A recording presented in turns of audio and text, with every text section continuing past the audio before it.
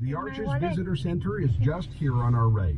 Not a bad idea to stop here first, especially if we need water or bathrooms before we start our drive through the park. Yeah, There's also a great exhibition and a movie about the park that we can see inside. Yeah. But if our time is limited, let's just go and explore the park first and see the real thing. Take your time driving up the hill here. Yeah. I have a lot to tell you as we climb this ridge, and it will introduce the features that we see further ahead. Okay, let's pull over for one more moment here. I know we only just stopped, but I want to show you something that helps us understand the entire park. We'll get moving again quickly. I feel like these guys, As we're climbing up here and we have a good view of the valley on our right, if we look along the highway, you're looking at a fracture line. The rock that we're standing on this side of the highway, used to sit on top of the rock on the other side of the highway. About 6 million years ago, this rock started to slide off along the Moab Fault that follows the bottom of the highway. It's forces like this that stressed the rock, pushing on it and displacing the salt around, creating domes of rocks and making it crack because it's too brittle to bend. Much later, groundwater began to dissolve the underlying salt deposits. The sandstone domes collapsed into fins. Then surface erosion by wind, water, and freezing action stripped off the younger rock.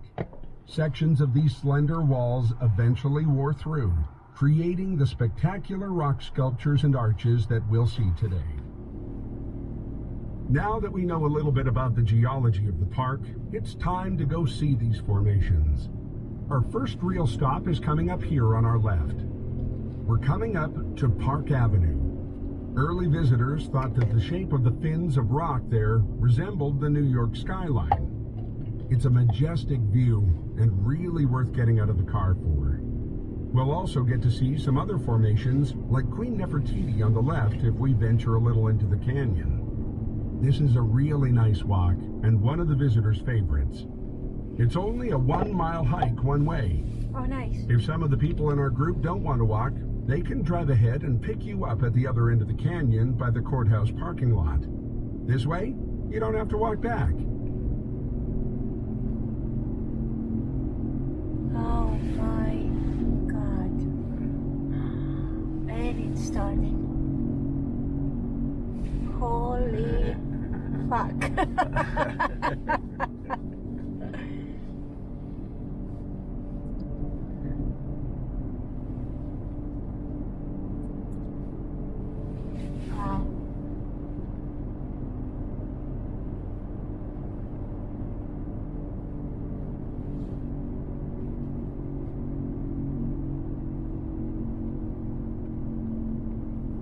Turn left here to see Park Avenue.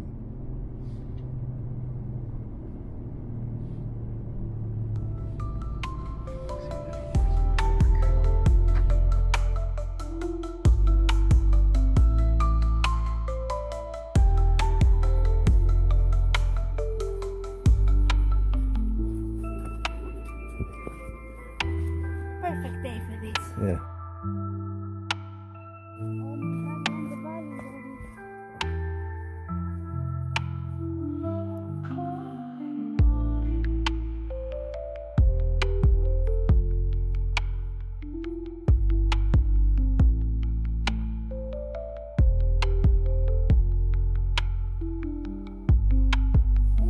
Getting into different planet.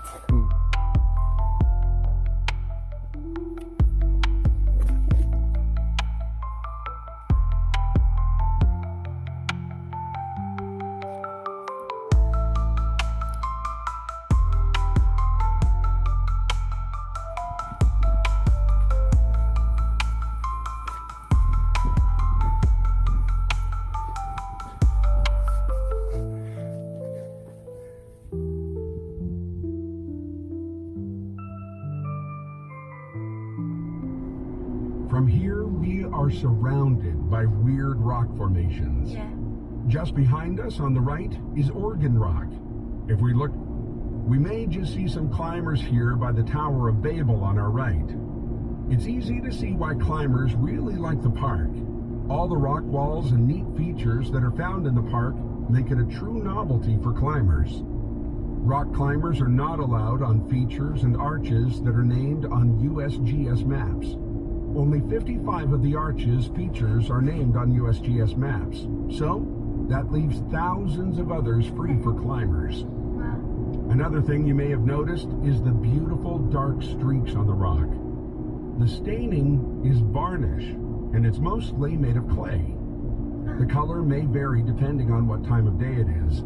The redder finish is rich in iron, and the darker one is rich in manganese. Oh, wow. It's a combination of chemical and bacterial reactions that bind the varnish to the rock.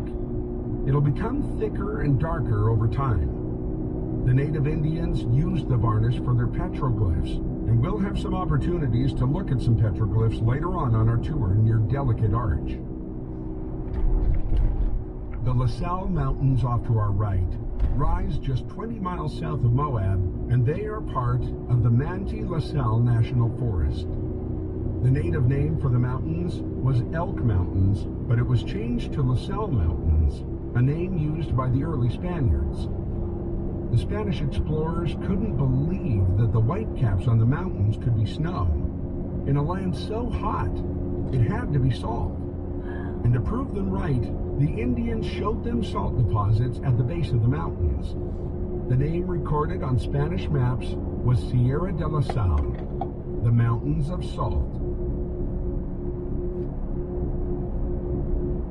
Great history. I love the We're now reading. rolling through petrified sand dunes that extend on our right. This area was once covered by extensive sand dunes. About 200 million years ago, winds from the northwest carried tons of fine-grained sand into the area, creating an immense desert. Over time, the sand's drift were covered by new layers of other wind-blown sediments like quartz and calcite. When they compressed and cemented, they became yellow Navajo sandstone. Navajo sandstone contains little iron compared to the redder Entrada sandstone that layered on top later in time. The forces of erosion eventually removed the newer red rock layer, exposing the fossilized original dunescape that we see now. What I like about the view here is the small pinnacles of rock that remain. That shows us the remains of what was a layer of rock that once covered this entire area. That's the same layer that the arches and other monuments of Arches National Park are found in other parts of the park. There's no trail leading into the dunes, but we can stop at the viewpoint for a picture. There are a lot of terms used to describe the landscape that surrounds us. Here's a list of some that are currently used to describe specific features around the area. A window is a hole in a wall of rock. A bridge is a hole through rock with water running through it. An arch is like a bridge, but with no water running through it. Slick rock is smooth, bare sandstone. A plateau is a mountain with a flat top. A mesa, a high, steep-sided small plateau. Mesa means table in Spanish. Think of mesas in that way. A butte is a small mesa. A bluff is a steep hill or cliff with a broad, rounded front. A ridge is a long, elevated piece of land. A pinnacle is a slender, freestanding shaft of rock. And an escarpment is a steep slope or cliff below a ridge. Did you get all that? Good. There will be a test later. Our next attraction coming up is Balanced Rock. The boulder is the size of 3 school buses and sits on a narrow stand. It's a great example of what a hoodoo formation is. Hoodoos are rock spires composed of rock layers that erode at different rates. The top rock is made of hard sandstone, and it sits on softer, muddy sandstone. So the bottom erodes faster than the top, and for a period of its life, it becomes a hoodoo. Here's a funny story about Balanced Rock. Bates Wilson, who was the superintendent of the park for 23 years, once had an old man asking him if the whitish layer on which the rock sits was cement. Although Wilson told him it was not, the old man had to go see for himself. Another sightseer came back to Wilson to tell him that someone was stranded on top of Balanced Rock. Wilson went to the rescue and lowered the elderly man down with a rope. The only thing the man had to say when he got back down is, "You're right, it wasn't concrete." It's time to go see some arches. Yes. Take the next right here for the windows. This area is very popular with rock climbers. Owl Rock is the tall pinnacle behind the parking lot, and it's a great introduction to the style of climbing found here in the park. The first ascent of this rock was in 1978, and it still offers thrill and excitement for skilled climbers. You can go up there.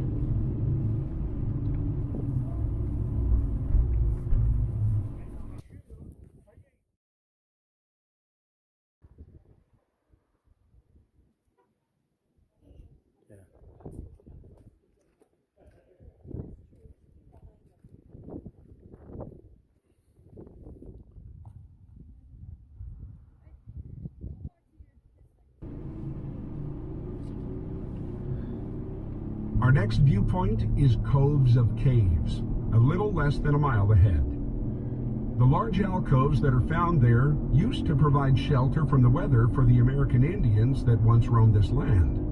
You can hike up this short trail here for a better view, and maybe you'll recognize this place from a popular movie, the opening scene from Indiana Jones and the Last Crusade.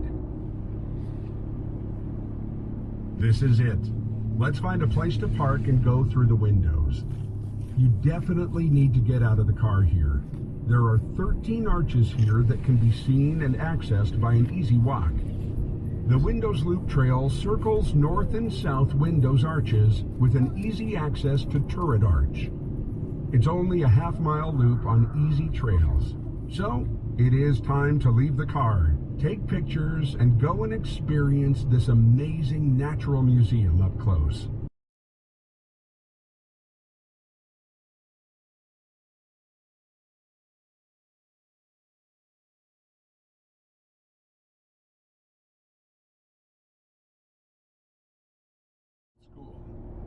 The Delicate Arch viewpoint is just up ahead. When we get there, there are two ways to view the arch. Option 1 is a short 5-minute walk on flat ground where you can see this natural wonder rise off in the distance. Option 2 is a 1-mile round-trip hike with 200 feet of uphill over a ridge where you'll get amazing views of the arch. This is about a half-hour round trip.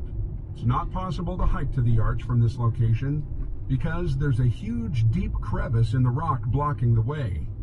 But those are two great options. Enjoy the view. Really is very dramatic. You can see the turquoise from here. See the mountains a little bit too. Yeah, and the mountain. You can have a beer on one of the rocks. Oh, why don't we do that? Yeah. Yeah. Dr. John W. Williams was the first permanent physician in the area. He established his practice in Moab in 1897 and took the title of County Health Officer for the mere sum of $150 a year. Wow. Doc Williams constantly traveled through the parkland on horseback to go see patients in Thompson Springs. But quite often, he would catch a ride into the park and then walk all day. When he was ready to leave, he would stand on the side of the road with his walking stick and politely ask any passerby for a ride back into town. He went on walkabouts on the sandy hills until he was nearly 80 years old. He lived to be 103 years old. Doc Williams was often honored for his conservation efforts and more specifically for his interest in Arches National Park. It's very nice here too. The next arch that we're about to see is Skyline Arch. Oh, nice. Another We arch. talked about Skyline Arch a little earlier in this tour. A big chunk fell off and doubled the size of its window. I bet you an ice cream that you forgot what year that was in. It was 1940. Well, we know who's buying ice cream later when we get back to Moab. You can view the arch from the pullout, but taking the short walk to it will allow you to see huge pieces of debris that fell off and doubled the size of the arch overnight. This is also a great opportunity to explore the pinyon juniper woodland. The pullout is right here on the right. I hope you're not getting tired. Oh, these are all the rocks that fell off right here. Yeah, that's what he said. All this pieces, Get closer, he said you can see the debris. all this debris Okay, picture. fell from up there.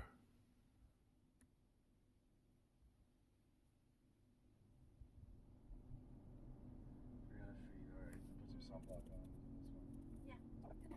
Sunscreen is not bad. You can park over there, maybe. Oh yeah, that's not bad at all.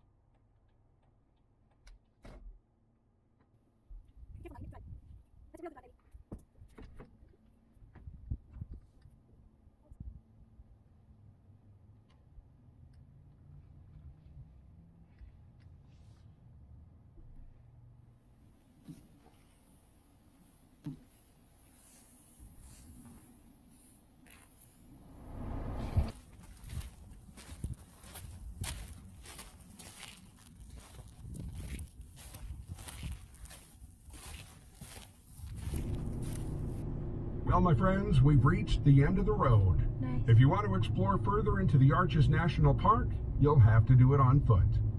Although it's the end of the road, there is actually many things to see here too. And a lot of the most famous park arches are found here. The first mile of the trail is really well maintained and very easy walking. On the first stretch of the trail, you'll see Pine Tree Arch, Tunnel Arch, and Landscape Arch.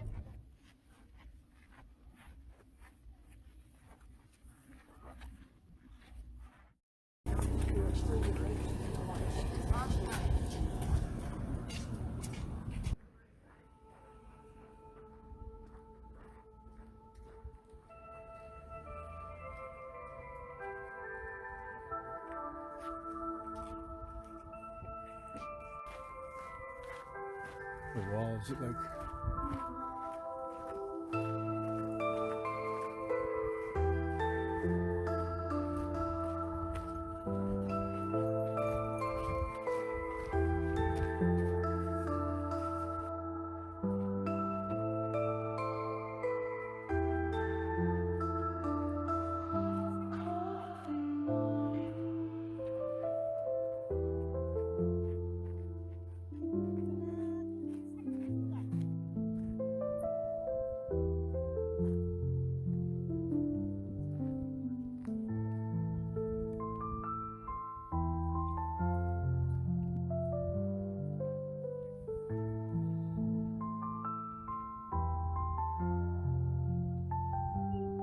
hold on.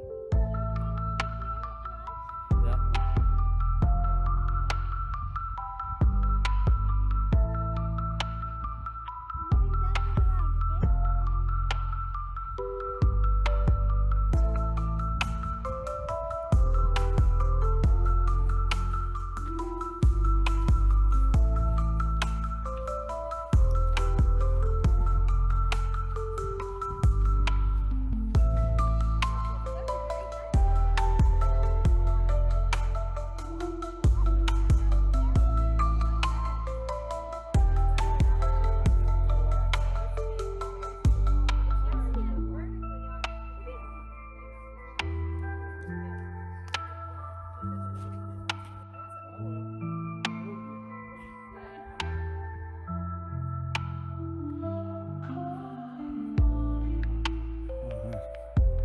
Profile. Unbelievable. Yeah, no crowds either.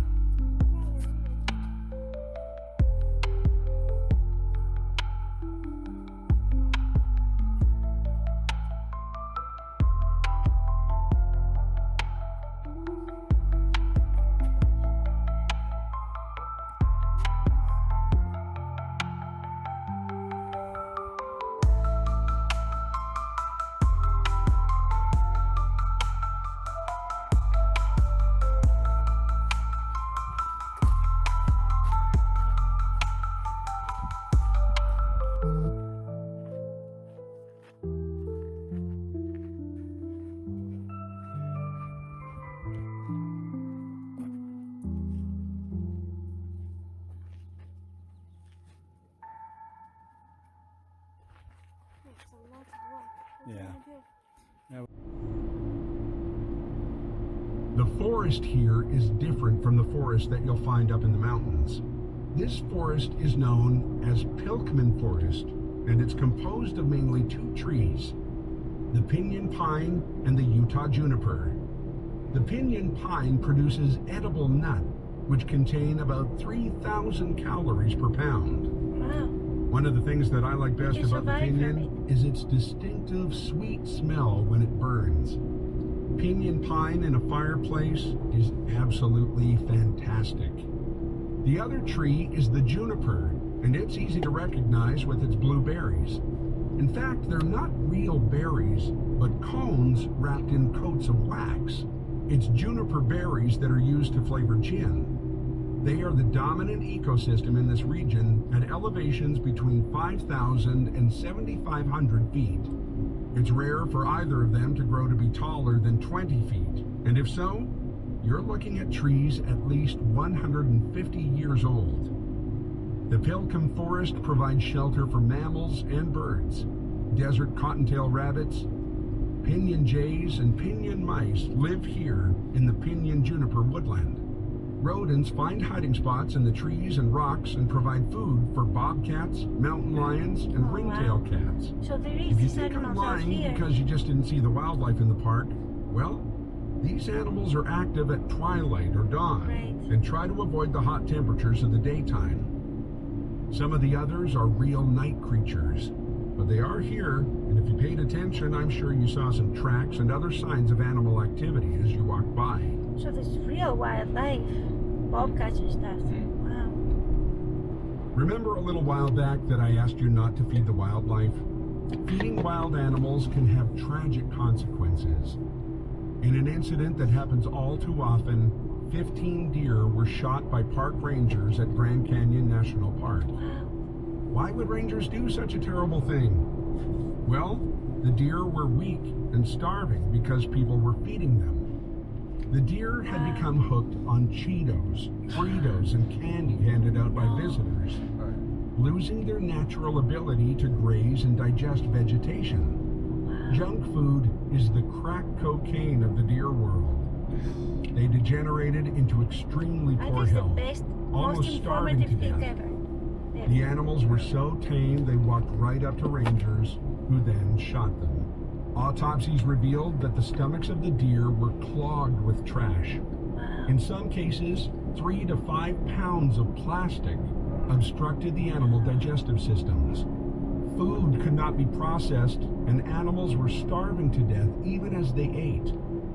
Arches National Park faces a similar problem with deer, coyote, and ravens.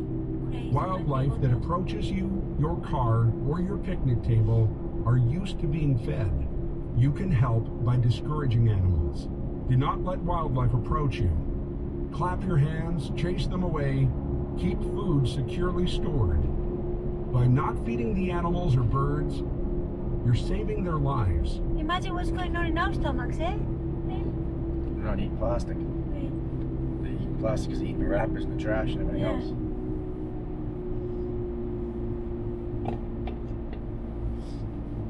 That's why all their trash bins have the locks on. You notice that? Yeah.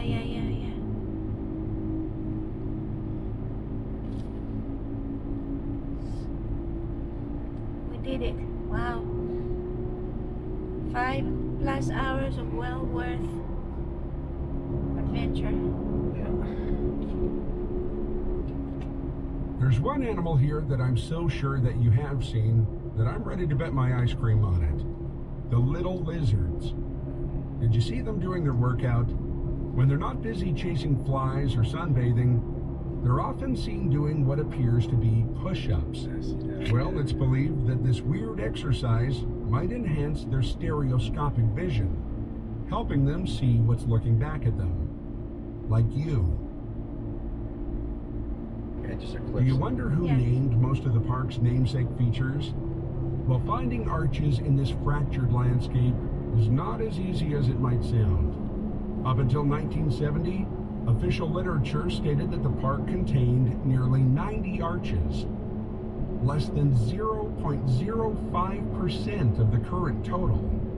It took a group of dedicated, curious arch hunters to establish a scientific protocol for surveying the park and documenting the over 2,000 arches that are now cataloged. So much work. Dale Stevens, a geography professor, conducted the first scientific study of arches in the park starting in 1973.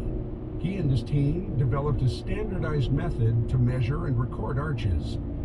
Others involved in the naming were Ranger Ed McCarrick, who with Stevens and Chris Moore wrote several books on the arches they documented in the 1970s and 80s. Doug Travers and his sons developed their own database, while many others were found by Ruben Skolnick and Steve Frederick.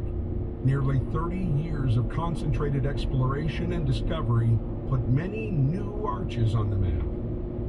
What do you think? Have they all been found yet? Here are a few more people worth mentioning who left their mark on Arches National Park. There's a rich human history at Arches that spans over 10,000 years. Countless generations of Native Americans crossed this sandstone landscape. The first visitors were hunter-gatherers that migrated into the area at the end of an ice age. They found microcrystalline quartz perfect for making stone tools. Then, roughly 2,000 years ago, came the Puebloans, who left behind their drawings but began leaving the region about 700 years ago. They were followed by the nomadic Ute and Paiute, who were here to meet the first Europeans in 1776. They left their mark on a petroglyph panel near Wolf Ranch. The drawing shows people on horseback, which were introduced by the Spanish, who were the first to explore the Southwest looking for travel routes across the deserts to their California missions. That route today is called the Old Spanish Trail and follows 191. The first recorded visitor to Arches was a French fur trapper named Denis Julien, who chiseled his name in the rock on June 9, 1844. The Mormon Church established a mission in what is now Moab in June 1855, but they abandoned their efforts due to conflicts with local Utes. Moab was settled permanently by ranchers, prospectors, and farmers in the 1880s and 1890s. One of the settlers was John Wesley Wolfe, who we saw established his ranch right here in the park. Other men from Moab played key roles in declaring the park. Local newspaper editor Lauren Bish Taylor loved exploring and describing the rock wonderland just north of the frontier town. Bish took a few of his journeys along with Doc Williams, Moab's first doctor, and together they teamed up to see the creation of one of the country's most popular national parks. Alexander Ringhofer, a prospector, wrote to the Rio Grande Western Railroad in 1923 in an effort to publicize the area and gain support for creating a national park. Ringhofer convinced railroad executives to try and attract more rail passengers to the formations. The executives were impressed, and the campaign began. On April 12, 1929, President Herbert Hoover signed the Presidential Proclamation number 1875, reserving 1,920 acres in the Windows and 2,600 acres in the Devil's Very Garden nice going down for the too. purpose of establishing Arches National Monument. Like many national park units and state forests, Arches benefited from the hard work of the Civilian Conservation Corps, or CCC. In March 1940, a CCC camp was established to help develop Arches National Monument. The enrollees were unmarried, unemployed young men aged 18 to 25 years old who needed work during the Depression. The CCC camp was closed in March 1942 when the U.S. entered World War II, but they managed to complete an impressive amount of work in only a couple of years. They improved the entrance road, built drainage culverts, constructed the headquarters buildings, and started working on a new scenic park road. The red sandstone building by the visitor center is a memory of their hard work. It's through the work of Bates Wilson that the monument became a national park. Wilson became superintendent in 1949, and he is responsible for most of what makes this park the world-famous tourism destination that it is today. The park's boundaries expanded several times, and in 1971, The Congress changed the status to a national park in recognition of 1,000 years of natural history After in this sunset, now we'll go have famous some drinks. landscape of And they sandstone also placed arches and chairs. canyons. Wilson also played an important role in the establishment of Canyonlands National Park in 1964. But there's a few more things that I'd like to tell you about that you'll encounter during your desert journey. They are very special ecosystems and need to be left undisturbed. Earlier in our drive, we looked at potholes contributing into former arches. But potholes can be found anywhere. These potholes are ephemeral pools collecting rainwater and wind-blown sediment, forming tiny ecosystems where a fascinating collection of plants and animals has adapted to life in the desert. Potholes can be a few millimeters to several feet deep, and all of them contain microscopic invertebrates. If you look up close at a water-filled pothole, you may see fairy shrimps, red-spotted toads, tadpoles, or mosquito larvae. These creatures are really in a race against time, sometimes living a very short life cycle as the potholes dry out. Many species of shrimp that live in this water must mature quickly, and the eggs they lay may not hatch before the next rain. It's so important that we don't disturb the pools. Just a little bit of oil from a fingertip can draw a line between life and death. Dry pools can contain eggs of future shrimps or amphibians and should be left alone too. Please, just look with your eyes, not with your hands. The other ecosystem that I need to tell you about is everywhere. The dirt. And yes, it is alive. I mentioned it before, but it's so important I'm going to describe it one more time. I told you about the biological soil crust and how it's important that we don't damage it, even outside of the park, as it's a generator of precious life in the arid desert environment. It's the bumpy layer that grows on top of the sand, and it holds the sand grains together, prevents erosion, absorbs water, gives seeds a place to grow, and provides nutrients for plants. Biological soil crust is so fragile. One footstep can destroy it. Since it lives everywhere, it's very important to stay on the trails, not bust the crust. This is our final descent as we leave Arches National Park. I hope you enjoyed the time that you spent in the park and that it created awesome memories for years to come. Arches is one of the many parks in the National Park Service. Parks were created to protect the scenery, natural and historic objects, and the wildlife so we can enjoy them today and also in the future. If you like this tour and are planning on visiting more of these national treasures, make sure to check our website for the latest edition of tour routes where your travels may take you. In the meanwhile, enjoy the desert life. And if you'd like more info about geology, human history, natural history, or American Indian culture in and around Arches National Park, make sure to stop at the Visitor Center on our way out. If you want to make one last stop at the Visitor Center before leaving the park, the entrance is coming up on our left after we round the bend. We are now leaving the park. Let's go into town and get that ice cream. I don't know about you, but I think I deserve it after all that talking.